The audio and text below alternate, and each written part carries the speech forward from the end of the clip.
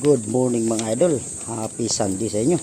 Ito kung mapapansin nyo mga idol, dito kami sa BF Homes, Paranaque, Mayuga. Ayan, dito po kami.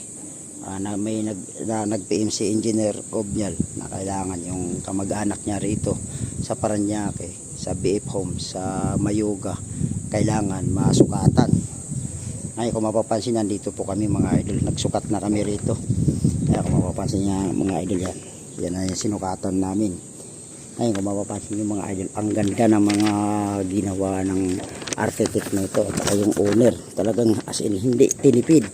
Ayan, I-beam po ginamit. Ay, mga idol, medyo may kalakihan to mga idol. Ayan na. Yan, kagamitan daw nila ng hardiplex na makapal. Ang fascia board. Ayan, mapapansin niyo mga idol, talagang quality. Tsaka isa pa, napaka-eskwalado ang ginawa. Kasi nung sinukatan ko yung kabila at tsaka yung left and right, parehas po ang sukat. Kaya napaka-quality ang ginawa. Husay nung architect nag-design kasi tingnan mo yung mga materials in-apply mga idol. Quality. Ang kakapal ng materials, pati yung parlina. Yun. 2.0, 1 ang kapal. Talagang as in makapal. Ayan. 2mm ang mga parlina. Tapos yung angle bar 316, yung pagkakapitan ng kanilang hardiplex. Yung flat bar 316 din, pagkakapitan ng baligater.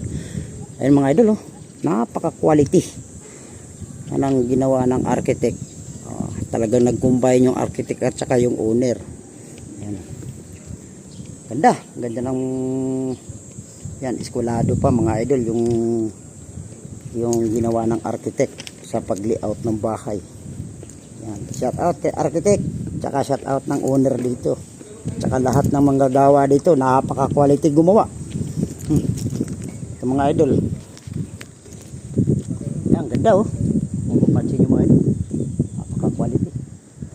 Yan, zero na lang hinantay. Kaya kasi sinukatan namin itong mga idol para pa-estimate namin sa opisina ng Perez Cross Roofing Enterprises kung magkano abutin. Mamimili na lang yung may-ari kung 0.5 o 0.6. Ayan. Stainless daw ang gutter nito mga idol, sabi ng owner. Ayan. May mga baligater. Ayan.